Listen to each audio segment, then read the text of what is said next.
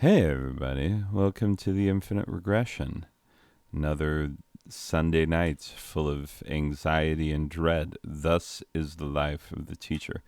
Yes, I know. If any of you were unfortunate enough to watch the last episode, Minecraft episode on this channel, my goodness, it was a long one, first of all. And I don't even remember it being about anything other than me complaining about teacher stuff and what a long and ridiculous week I had had. And then when uh, forced to confront what it was about the week that made it seem long and ridiculous, the list didn't seem as long as it perhaps should have been. Jason, Jason, Jason.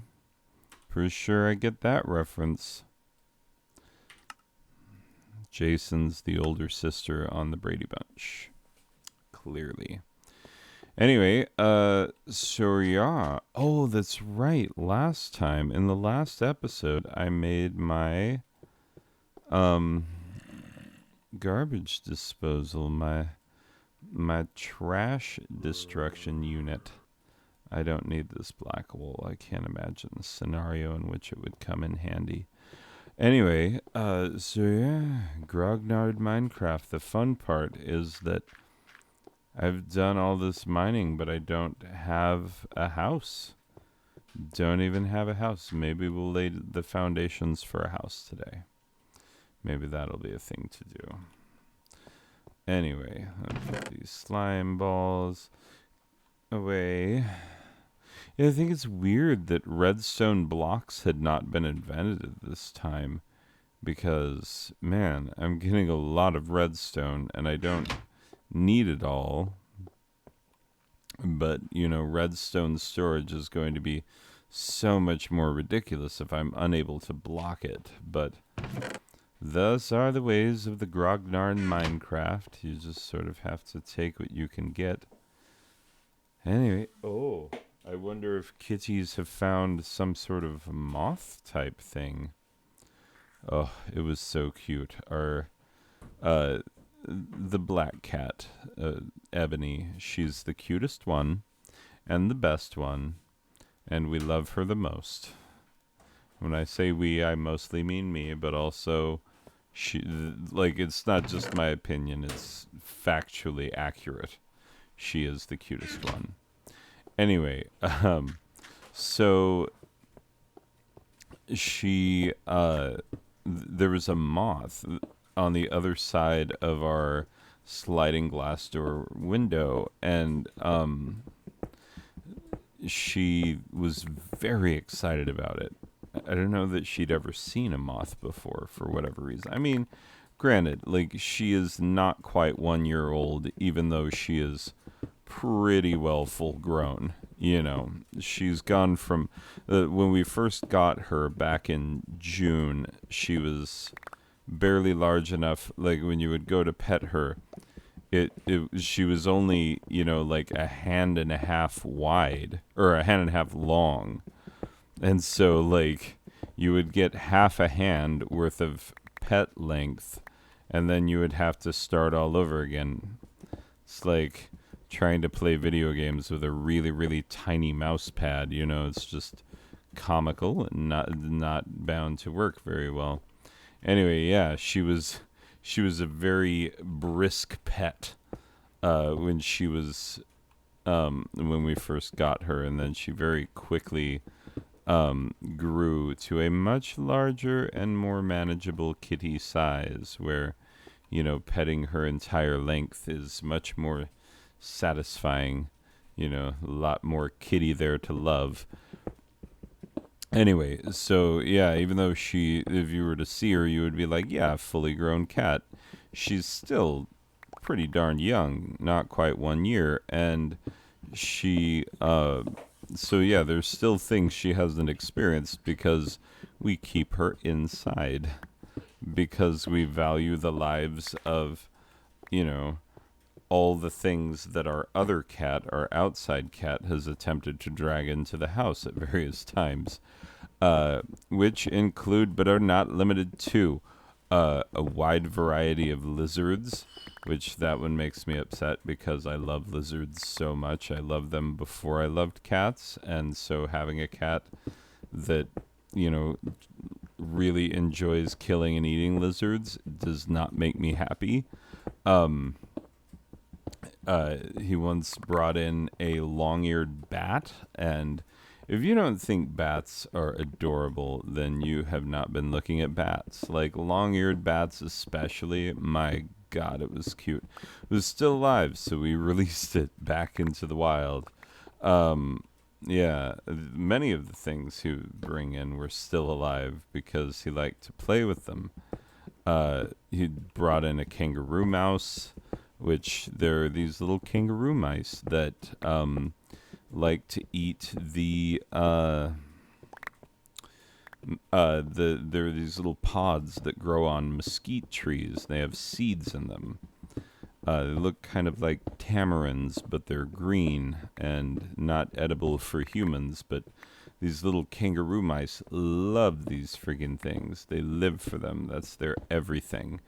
And so, dang it. Yeah, this little kangaroo mouse, so cute. We took it in right after another of our cats, who is sadly no longer with us, had just killed our hamster. And brutally, too. Like, it looked like an actual murder scene, like bloody paw prints all down the hall. Yeah, just, you know, obvious signs of struggle. Like, it was, yeah, it was a gory thing that our cat did to our hamster, and so yeah, that it very upsetting. So, you know, oh, and here's the most disgusting one. So this one time, I may have told this story on in another episode before. This one time, you know, we try to keep our house reasonably clean. It's not always easy.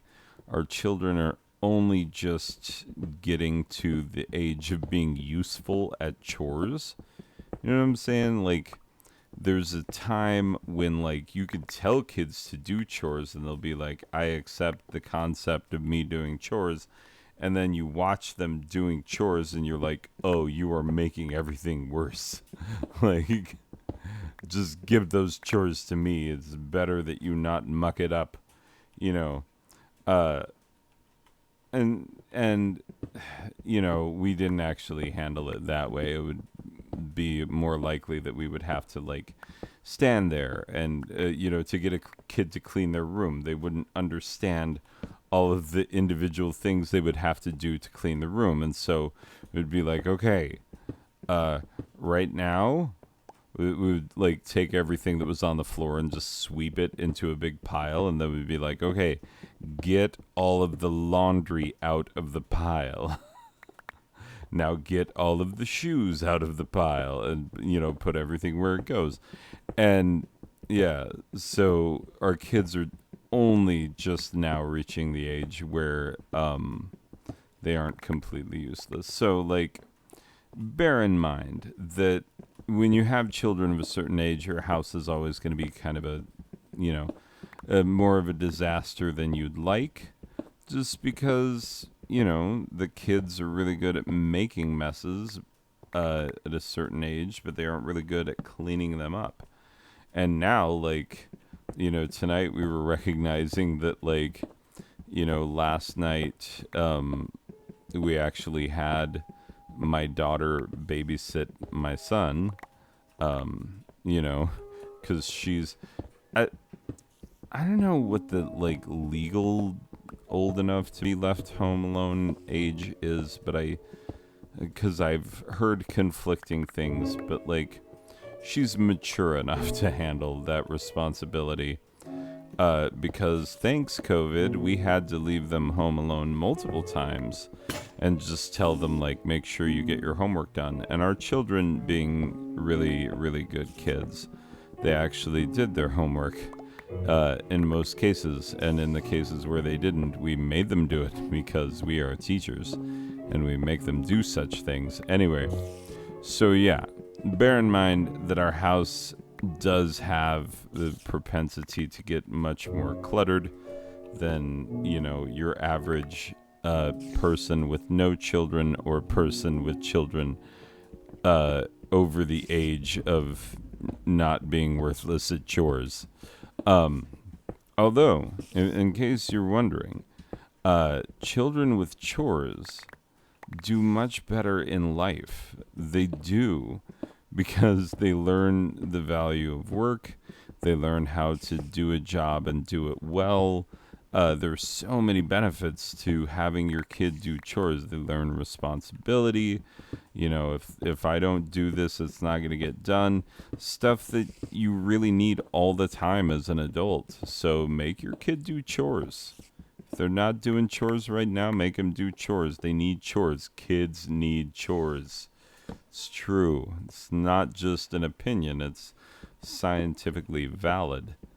Anyway, so yeah, this was back when our kids were even more worthless at chores. Um, and so, yeah, I had this end table next to. I have Dad's chair, the big comfy chair in the living room, where I sit and read books and do dad things. Sit with a frown on my face and think about the world and how it's all going to hell. Is sure not like it was in my day.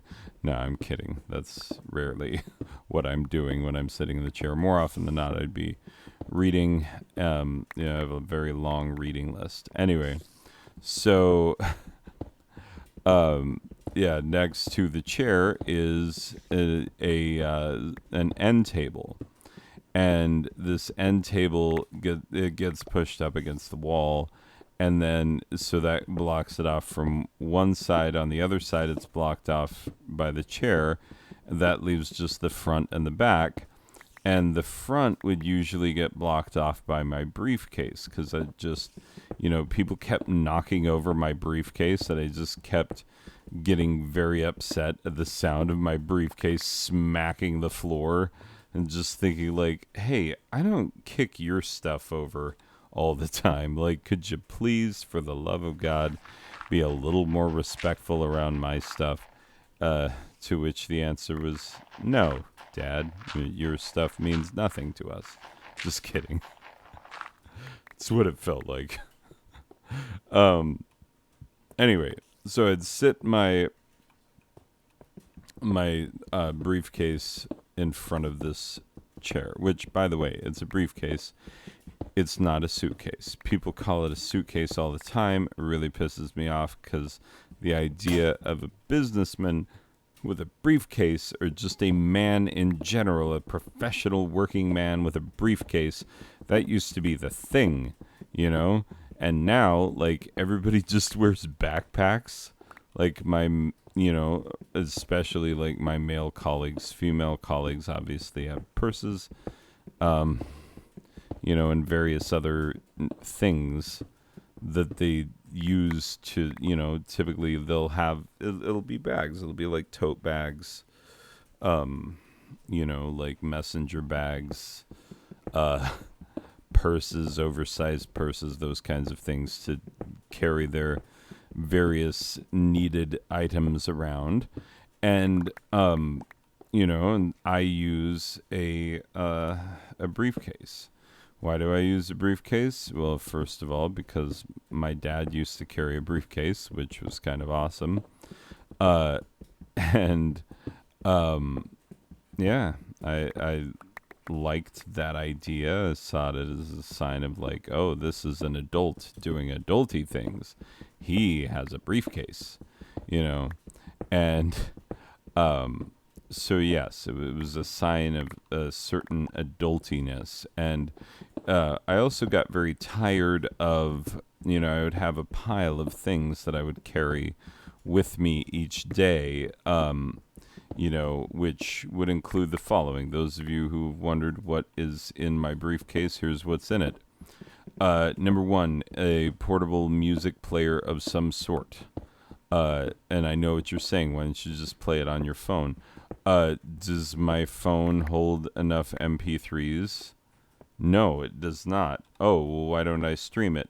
Because I actually pay for music. Like, unlike your Spotify's and whatnot, where the artist gets zero point zero 0.07 cents per listen. And that's the actual number. This is because we've actually done I've had students write a paper about this. 0.07 cents per listen, which isn't hard. The students will always say, well, it adds up. And it's like, yeah, if you're Jay-Z, it adds up. Like, if you're Beyonce, it adds up. But if you are, like Joe Sixpack, or, more commonly, if you are Joe Multiple Face Tattoos, the SoundCloud rapper, and you're trying to get paid for your music, it is so much harder to get noticed, to get, the algorithm to pick you up and start playing you, and to get enough people streaming your stuff for it to be worth it. For you to be out there making music. I mean, just really, for reals though. Like, is it even worth it for you to be making music? Anyway, so, yeah, it's a problem. It's a serious problem. And not one for which I have any easy answers. Anyway, so let me just load up this bad boy right here. I'll probably end up with some stone left over, which is okay. We can use it for house make. Okay. So, yeah. Yeah, let's... I'm trying to think of how I want to do house. Because, like... I would love to do something like chiseled stone, or, something, but you have to cook it. And I don't have that kind of coal. Like, coal is unfortunately scarce in this world. So I think I'm just going to have to go with regular friggin' stone, cobbled type stone. And we'll just see what we can do with it. Anyway, but yes, the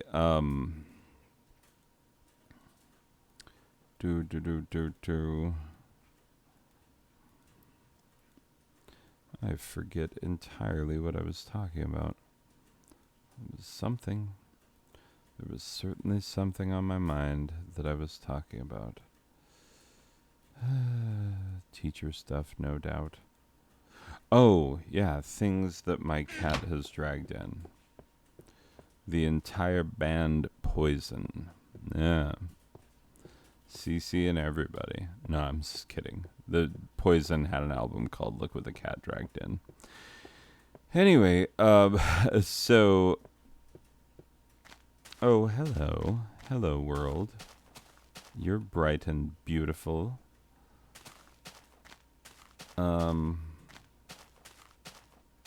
What if I just built a, like, dingus tower on this little small island for no, or this, like, I don't know, peninsula? Or what if I built a, like, obviously man-made island in the middle of this body of water? I think that could be very fun. And stupid, like, just pointless and stupid. And pointless and stupid is the kind of stuff I go in for. If you don't know that about me, then you don't know me at all. Anyway, I'm going to go collect some sand. I really should build a shovel. Let's agree on that. Anyway, so things my cat dragged in. So I have this spot that is mostly blocked off. Um, it's blocked off on 3 of 4 sides, and the fourth side that is open would only be visible by my son while he's eating meals seated at the dining room table. Like, that's the best view of what goes on underneath there. And believe me, my son takes no interest in what is happening under my, like, under the end table that is next to my chair. Like, that is not an area that seems to hold any interest for him whatsoever, and quite frankly, I don't blame him. Anyway, so I'm just gonna dig a bunch of stuff. Dig a bunch of stuff. Do do do do do do. Dig a bunch of stuff. Anyway, so yeah, this spot cannot be seen, and one day we're noticing like the house is starting to smell. We do not know what it is. Like, we start trying everything. We're, you know, taking out every trash that there is. You know, we're washing out the trash cans. We're cleaning out the garbage disposal and putting those little, you know, garbage disposal cleansing tablets into it and whatnot. Oh, I must have hit 64. Anyway, so we're checking everything. We're trying to figure out, like, we're assuming that we have fouled up in some way, shape, or form. That there is something that we ought to have done that we have not done. That there perhaps is something that we oughtn't to have done that we have done, and that, you know, we've just fouled up in some major way. Anyway, so yeah, we start searching around, and we can't find it. Then on one Saturday, we were like, okay, we have to, like, deep clean this house, because we can't live in the smelly house. Like, we can't have our, you know, our kids asking, like, hey, can little Timmy come over and play? And it's like, no, I'm sorry. You live in the smelly house. It is forever to our shame that you live in the smelly house, but this is who and what we are. We are the occupants of the smelly house, and you will never have friends. Like, I am sorry, but this is the way it must be for us and our kind, the occupants of the smelly house. Anyway, so we were cleaning everything, and we, to the point where, like, we're moving furniture around, like, you know, that kind of cleaning where it's like, right, let's see what's happening that we haven't looked at in a long time. You know, that's when you know you're really serious about cleaning, when you start looking at things that you wouldn't normally look at. Anyway, so yeah, we got really serious about this here cleaning, and we moved moved my chair, and we moved my table. See, the build up to this has been entirely too much, and I feel like it will disappoint, but how could it? It was disgusting. Anyway, so what we found when we moved the table was the source of the smell, and it was a fully grown dead rabbit which had been brought into the house alive and murdered on the premises. And there was a pool of blood that had oozed out of the rabbit and had coagulated onto the floor, thus welding the rabbit to the floor so that it was completely immovable. And so we had to, this rabbit, it was beginning to rot, obviously. So all of the obvious signs of rabbit rot were there, and as we began to pull it up, it it was so firmly fastened to the floor because blood is so good and adhesive, apparently, that we had to tear it up in chunks, and then we had to, for lack of a better term, reanimate the scabbed over blood, because that's the only way that we could get it off the floor, is to, you introduce water and you say, hey, scab, this is water. Water is your friend now. We would like you to de-scabify yourself and to perhaps be, a good and wholesome part of society. First, by being blood, and then secondly, by going away forever after we wipe you up. And so, yes, we wiped up all the blood, and indeed, eventually we were able to cleanse the area of the murder that had taken place there. But it's funny because, cats have this thing, and people have theorized that, cats look at humans and they're like, oh my God, you are such terrible cats. Like, let me go catch a mouse and drop it on your face while you're sleeping, because I've never seen you catch a single mouse. And what kind of a cat can't catch a single mouse? You're the most idiotic cat I've ever seen, says your cat, which is why it brings you gifts of, live rodentia. Anyway, so, yeah, normally that would be the case. And so I would expect, if he were a normal cat, which he is not, that he would just someday plop a live animal on my face, but he has never done so. And you would think, well, he killed the rabbit, he must have wanted to eat it. Nope, not at all. Like, that was our other cat, the one that murdered the hamster. That was a cat who, had a taste for mammal flesh, and didn't have any problem consuming it. Oh yeah, that's true. He does eat gophers, which he better get on it, because we have a freaking gopher digging up our yard right now. Those of you who know about the woes of having pocket gophers in your life, like, right? Pocket gophers. Urgh. Like, they are the worst. And we don't like them, and we wish them ill. And when our cat eats them, we're like, yeah, in your face.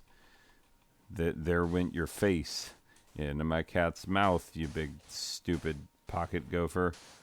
Because they can, destabilize the foundation of your house.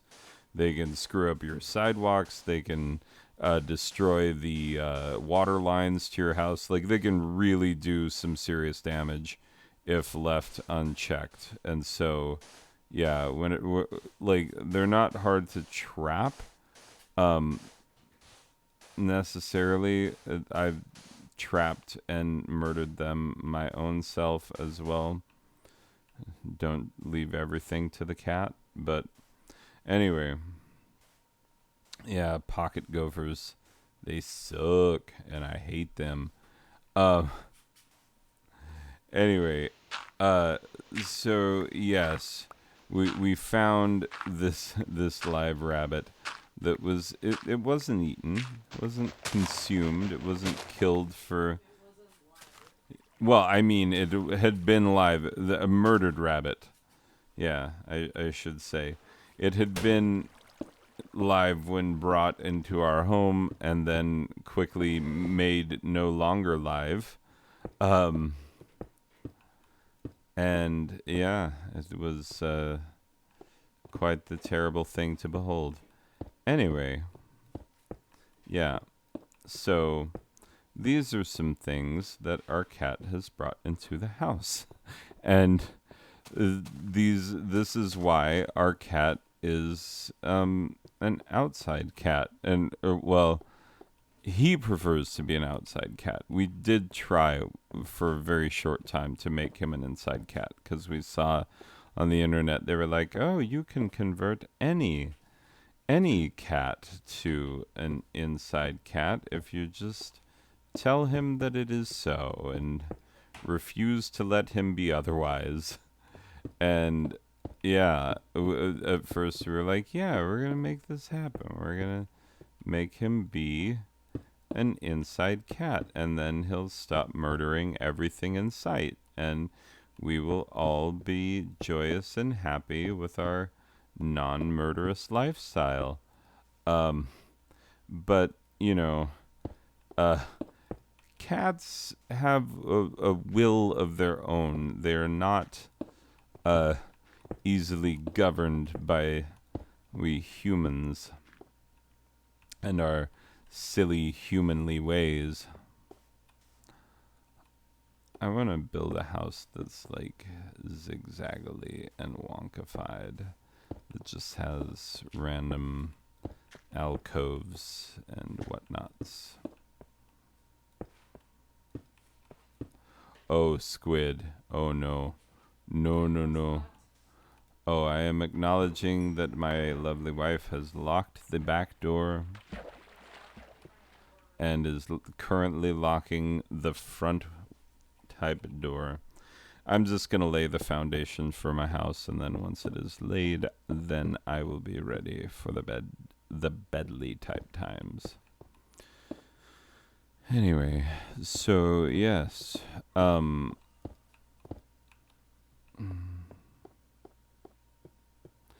feel like this is too close. I feel like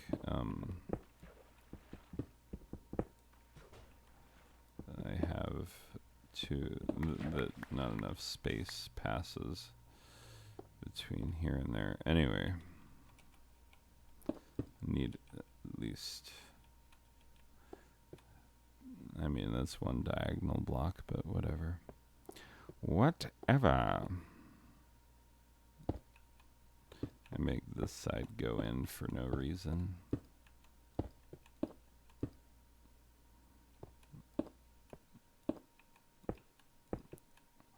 And back out, but not as far, because we are trying to build a dingusy dingus house. See, there's very little clay here, which is unfortunate. Anyway. So yeah. Cats kill the things. Yeah, and the last one I was talking about dogs and why I'm so upset about other people and their, ridiculous dogly assumptions that like, oh, everyone will be fine with my dog. And it's funny because other dog people, here's how this works. Other dog people largely are. They're like, yeah, it's just, it's fine, because other dog people will see your dog and they'll be like, oh, what a cute little dog. Oh my God. Or like, who's a big, bird, awesome, face biting dog?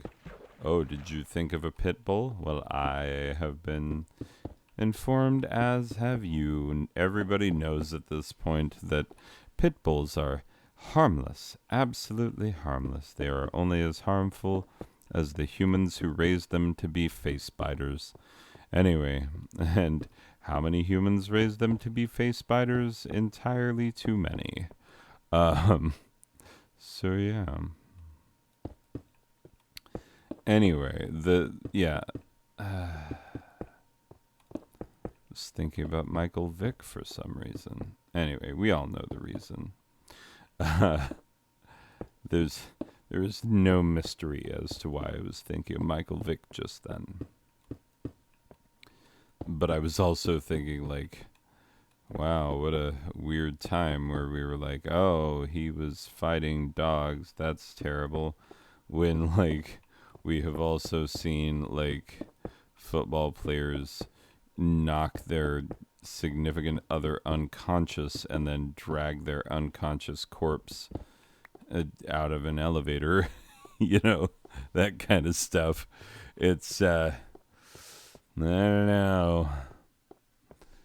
There are people who are very much like, oh, well, I know where to draw the line in terms of the value of human life versus the value of animal life. But I look at that question and I say, nope, I don't. I definitely do not know where to draw that line, how to draw it, or even why. Um, yeah. Oh, do I have another slimy slime? Nope.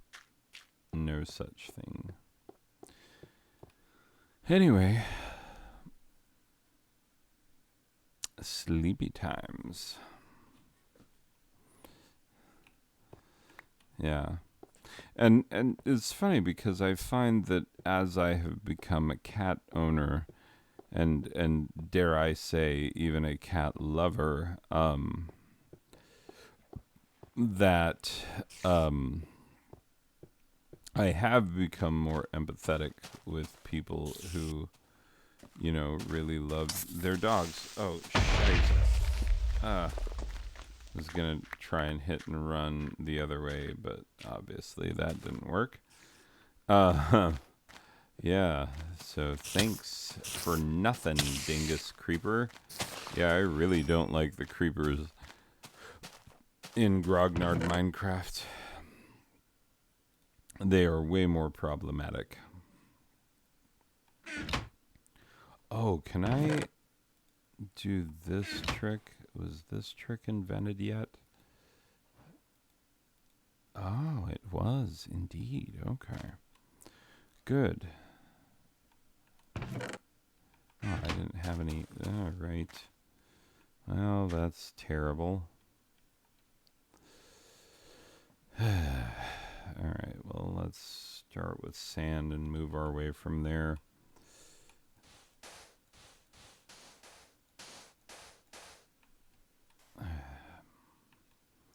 It's making me angry. You know what? I've got stupid dirt down here. I'll just go get some. Anyway, yeah, I am more empathetic toward dog owners, but I do believe it is pure narcissism that leads people to take their dogs everywhere they go. And you are showing no concern for your fellow man at that point. Like, just none whatsoever. And that's not cool. Like, show concern for your fellow man. Like, not everybody wants to see your freaking dog. And the number of times that I have seen really bad encounters with dogs in public spaces where, you know, there have been people who have been bitten. There have been people, like, it's funny. That happened at the Home Depot in a small town where I used to live, where they put up a sign. They were like, unless you are friggin' blind. What? They were like, unless you are blind, you are not bringing, like, your dog must have a vest to bring it in. Only the funny thing is, you can get those vests. First of all, there was a thing where people were just buying the vests. And it's like, wait, that's not what that's for. Um, and so that's for one. And then for two, like, there are doctors who will be like, oh, sometimes you feel sad inside.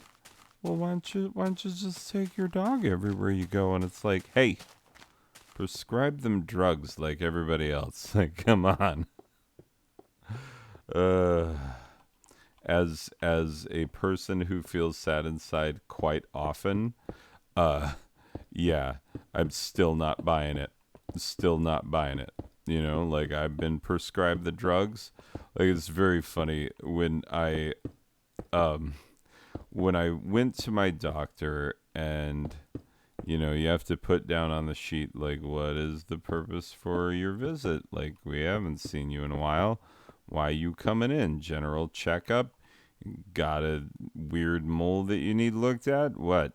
Oh, by the way, in case you did not know, a lot of general practice doctors will have uh, psychiatric psychiatric training and can prescribe antidepressants and other similar drugs. As a matter of fact, it's a very common way of doing it uh, because not everyone can afford a therapist, which has been one of my problems. I would love to be in therapy. Therapy is great, but yeah, has I haven't been in therapy since I was a kid. Anyway, uh, so yeah, uh, but I think that this thing about like, oh, you have anxiety, yeah, a lot of people have anxiety. And I think that like there are better ways of dealing with it than making it everyone's problem by just injecting your dog into every situation, you know? And I think it's really narcissistic to people to be because, in the very same way that there was a cottage industry like in Phoenix, there was a doctor who was advertising himself as Dr. Weed because guess why? Yep, exactly. You got it. Dr. Weed prescribes medical marijuana to people. Who knew? Anyway, so yeah. In very much the same way, there have been doctors who have set up little cottage industry of like, well, let's get your pet certified so that no one can tell you no, don't bring your pet in. But I just I never see the upside for society as a whole, and I see plenty of downside for society as a whole. Sure, there might be plenty of upside for you, but as George Costanza would often yell at the top of his lungs, we live in a society.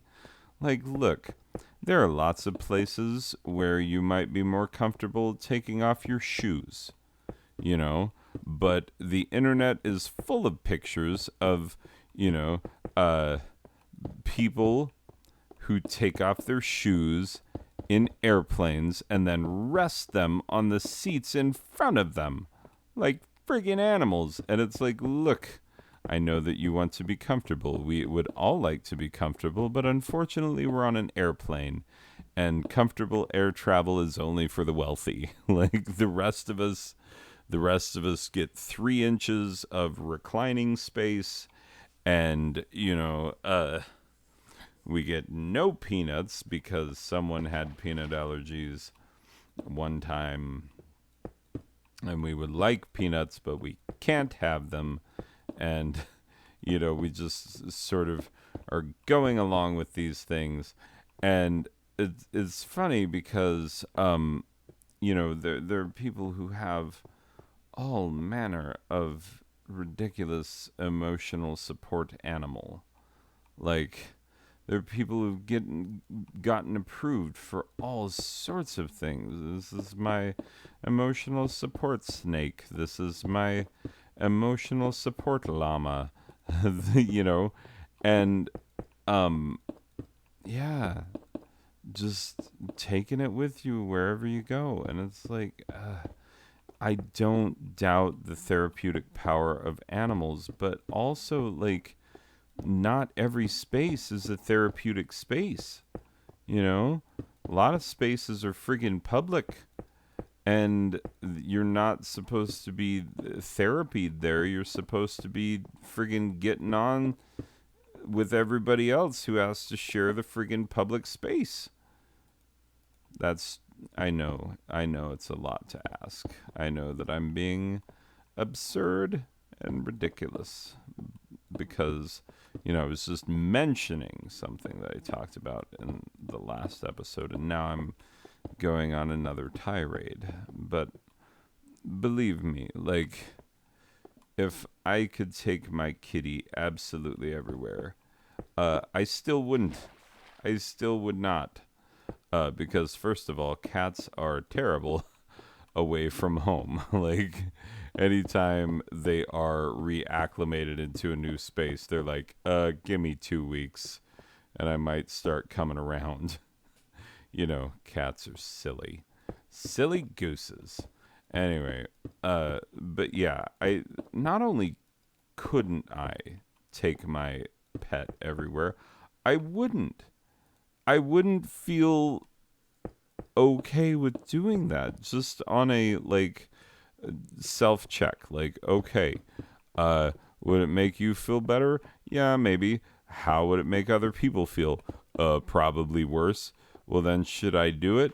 How about no? Like, how about try to find things that would make other people feel better and make you feel better, or at least not have a negative impact on other people. Like, find those things and then hooray for them and the way that they work, Like, it just it boggles the mind that, oh, I saved a screenshot. Thank you. I accidentally hit the screenshotting key. Um yeah, I just find it so very absurd that people not only do they not see anything wrong with it, but they think that I'm a monster for suggesting that there is anything wrong with it. Um, but it's narcissism. It's this thing where every member of our society believes that their thoughts, their ideas, their pets, their rights, their everything pertaining to them is the important stuff, and that all the stuff pertaining to everyone else is the bullcrap that we need not be concerned with. And that's obviously not true. Like, there are millions of us in this country. There are billions of us on this planet, and not all of us are of equal importance. That is an unfortunate fact. It's a fact. It doesn't make people happy inside to consider the fact that, like, uh, whoever is, sitting at, whoever is spending the night at 1600 Pennsylvania Avenue for the next 4 years, like, whoever that is that gets to live in that space rent free, like, they are more important than you. I'm sorry, they are. Like, doesn't matter if you voted for them, doesn't matter if you like them, but they are making decisions that affect all of us. And meanwhile, you are taking your dog into a freaking, uh, into a grocery store where people with pet dander allergies are going to try to buy groceries. And somehow you don't see the problem, and somehow you think that people who point out the fact that there is a problem just don't get it. That they are somehow mean and cruel and vicious animal haters who, are out to get you and people like you.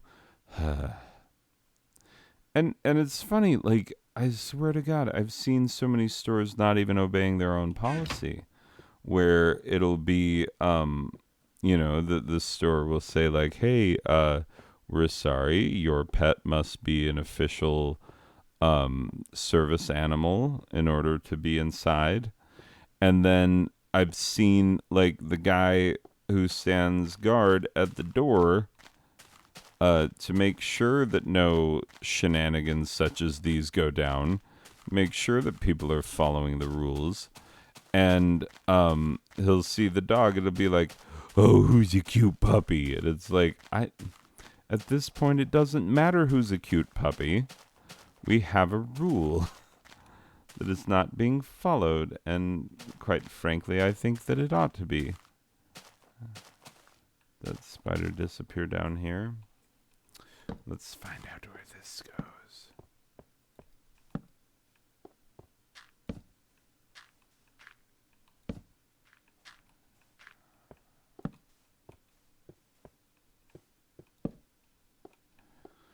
Yes, very often such places are much more rich in iron and coal as this one has proven to be. Anyway, let me mine this out real quick. Sorry that I dredged up the old friggin', people and their dogs thing, but it really irks me. And it irks me for the same reason that it irks me that, when asked what they want to be when they grow up, most American school children say famous. And you go like, what? Like, what kind of famous? I don't know. TikTok, YouTube, NBA, rapper, singer, actor. Who gives a crap? Famous. Like, uh, okay. That's an interesting choice. Yeah. How quick can we get started on that fame thing? I would like to have screaming fans adoring me in three, two, yeah. Where are they? Where'd you put the screaming fans? Like, oh, wow, your life is going to be disappointing. You're going to be so sad you're going to think that you need an animal with you at all times. It's that narcissism. Look, I will be honest with you. Um, I speak when I'm making these as if I have an audience, because that's the only way to do it that makes any sense. Because if it were just me talking to myself about myself, that would be absurd, even to me. And I am an absurd person. If for some reason you are not me and you have found these episodes of me playing Minecraft, especially like my game reviews, like I figure the YouTube algorithm might someday dredge up some of my game reviews for unsuspecting people, and they'll be like, wow, this guy's terrible. He goes on for too long. He is not my favorite, YouTuber. And quite frankly, I not only expect that, but I go out of my way to make sure that is the case. Um, I only have 14 subscribers currently, all of whom are current students. I don't even have any former students who are subscribers. Like, I personally know everyone who is subscribed to my channel, and those who have watched my videos, I have told them not to. I did have one person who was like actually watching my videos, and I said, hey, could you not? And he's like, okay. and And then once I was like, oh, I was talking about this in a YouTube video, and he said, well, I would have seen it if you hadn't told me not to watch it. And I'm like, well, don't worry. I'll save you 3 hours and tell you what I said in like 3 minutes. Because, yeah, what did I just get done posting tonight? A Minecraft video that was 3 hours long, in which I said nothing of importance other than the fact that if you take your dogs into public places, you are a narcissist. And I'm sorry that you're a narcissist. I didn't want for you to find out this way, but it's true. Anyway.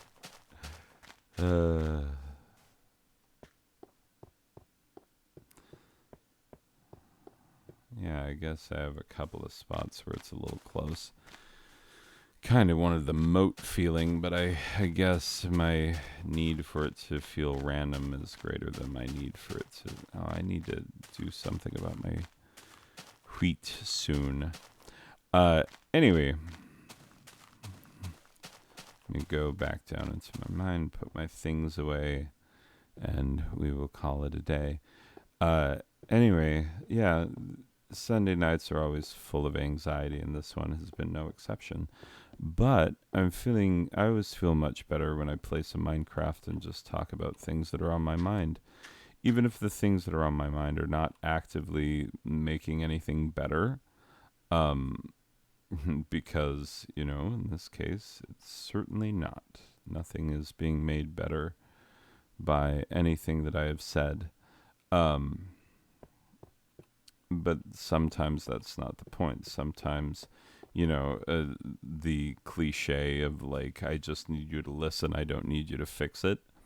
Yeah, that is very often the case with my um there you go. Very often the case with my videos. Like, I don't need anyone to fix things, I just need to be heard. That's the way it goes. Anyway, people. Well, I hope your mental health is good. Cooler than Spock. How dare you? Do you have any idea? Anytime I think about the fact that Leonard Nimoy is not on this planet anymore, it makes me sad. Like, really sad. Like, okay, more than anyone, the following people, their absence makes me more sad than I care admit. And those people are Leonard Nimoy, Carrie Fisher, and David Bowie. So, all three of whom have something to do with outer space. That's the through line there. Aside from that, they're not that similar. But yeah, when I think about the fact that, that Princess Leia is no longer with us, and not only was she Princess Leia, she was an awesome public figure. You look at the things that she said publicly, the interviews that she gave throughout her life, the books that she wrote. She was an author. And yeah, very interesting person. I admired her greatly. And, Leonard Nimoy did a number of silly and ridiculous things in his life. If you look up his records that he released during the 1970s when, every celebrity was releasing records of dubious quality, um, which is why the oddball bin exists, is for, like all of your spoken word recordings, like, oh, uh, that half wit from that TV show, the guy who plays the guy who can't tie his own shoes. Well, here's an album of him talking his way over the top of an orchestra who plays like elevator music versions of today's most popular hits. It was a thing in the 1970s, and Leonard Nimoy certainly recorded some of those type of albums. They were ridiculous. Uh, but yeah, there was a certain, I don't know, certain grace and dignity to the character Spock. There was a certain grace and dignity to Leonard Nimoy, the man himself, and I respected him a great deal. And honestly, like, I love, I love James T. Kirk. I love William Shatner. Um, but I don't think I'll be nearly as sad when Shatner dies as I was when Spock died, when Nimoy died. That's true. David Bowie, I just was inconsolable all day. I just kept listening to Life on Mars on endless repeat. And when I finally stopped listening to Life on Mars on endless repeat, I was listening to Hunky Dory in its entirety on endless repeat. And, like, just barely containing myself through, like, you listen to the first four tracks on that album are all incredible.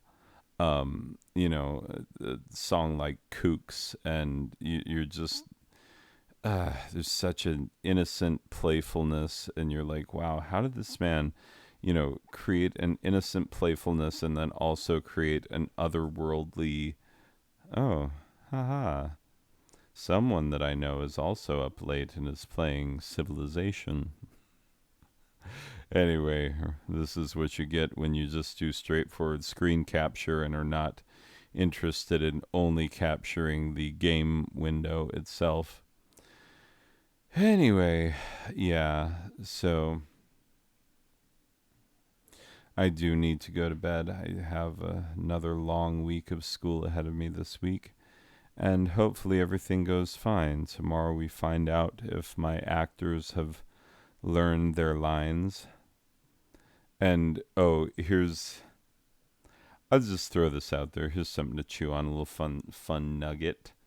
So, in I have two transgendered students because, of course, I do because it's a drama department. Like, where else are they gonna hang out?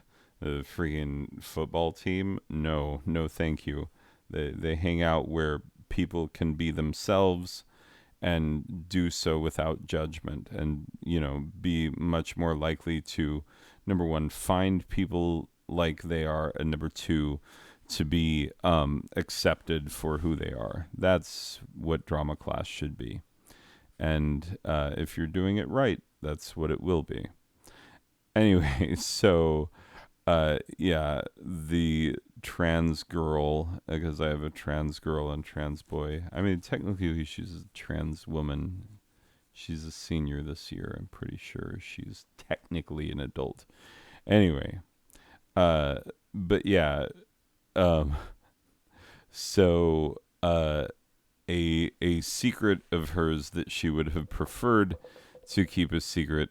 There have been, she started transitioning um over the lockdown, which was a really good time for that because, she knew that she wasn't going to see her fellow students, you know, her peers for at least 6 months. And 6 months is like when a lot of the more awkward changes really get underway, and you get past some of those awkward in betweensy sort of phases within that period of time. Anyway, so yeah, uh, she had that opportunity. There have been numerous fun little uh, you know changes that you mark. Like she had her name officially changed. She and her parents went down to the courthouse. And here's the funny thing, she was in my class and she was like, "Yeah, I'm going to get called out at a certain point." And I was like, "Okay." And, and she's trying to, even though she knows that I'm 100% supportive, and that her friends, especially those in drama class, are 100% supportive. She did, sort of keep it on the down low and not make a big deal about the fact that she's getting her name changed, because really what it is, as with everything else when you're transgender, is just aligning everything to what you feel it should have been in the first place. And so, like, you don't want to make a big deal about, like, oh, I finally am who I've been the whole time, like, there are things that you want to make a big deal about. And interestingly, those things are things like, if you're a trans girl, trans woman, things like there's certain types of clothes, like, she's going to prom, and, so buying your first prom dress, which are also landmarks in the life of any young woman. Many of them are very much the same, putting on makeup for the first time, all of these kinds of things. And so, anyway, one of the things that she would have preferred to keep secret, but also kind of not, like, she wagered it on a game of rock, paper, scissors, whether or not I would be allowed to be told this secret that they were giggling about. And that, her best friend was like, "Oh, I'm going to tell him," and I'm going to tell our drama teacher. And she's like, "No, no, don't tell him." And then, it was her idea to wager it on rock, paper, scissors. So she knew that potentially she could lose. So there was a kind of like, well, maybe we tell him, maybe we don't, sort of a thing. Anyway, so so her best friend told me, like, oh, she bought on Amazon a maid outfit, like a little maid outfit, like a French maid outfit, you know, because reasons, because whatever. Anyway, so there's one person in the play who acts as sort of a narrator for the play, who has the most lines out of anyone to memorize, and has traditionally not been the strongest memorizer of lines in previous productions. And so, yeah, my trans student was asking me, like, hey, how likely do you think it is that he'll have his lines memorized on Monday? Tomorrow's the day we're supposed to be off book. I was like, honestly, he's one that I don't know that it's going to happen. Um, but we'll just sort of be patient and kind of work our way around it, because everyone will understand that he just has more lines, you know.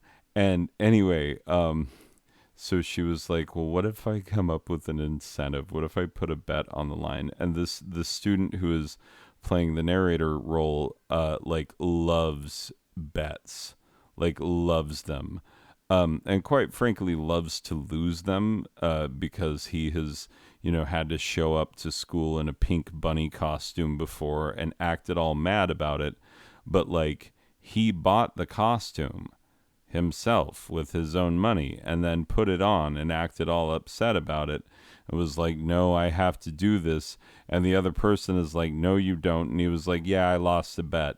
This is one of those guys where it's like, I lost a bet. Now I must do that thing that I really, really hate to do. Wink, wink. Um, but yeah, so that's the student with whom the bet is being made. And the bet is that if he has all of his all of his lines absolutely down today or tomorrow, when we go into class and we are off book for the first time, if he has those lines absolutely down, then then the trans student will wear the maid outfit to school on Friday. And I have her for the first 2 hours of the day, have her in my drama class, have her in my honors class. So uh, she at least knows she's not going to get dress coded. I mean, within reason, God, within reason. Um, Assuming that it's not like too sexy, a sexy French maid outfit. Um, you know, not like those Mill Avenue girls wear on Halloween. You know the ones. Actually, I'd be very sad to find out that Mill Avenue has died. Used to be a really cool place to hang out when I was in college, but probably not anymore. It's, things go away. Anyway, so yeah, uh, we'll see. We will find out tomorrow whether or not our trans student is going to be showing up in a little French maid outfit. And I am really pulling for that to happen because reasons.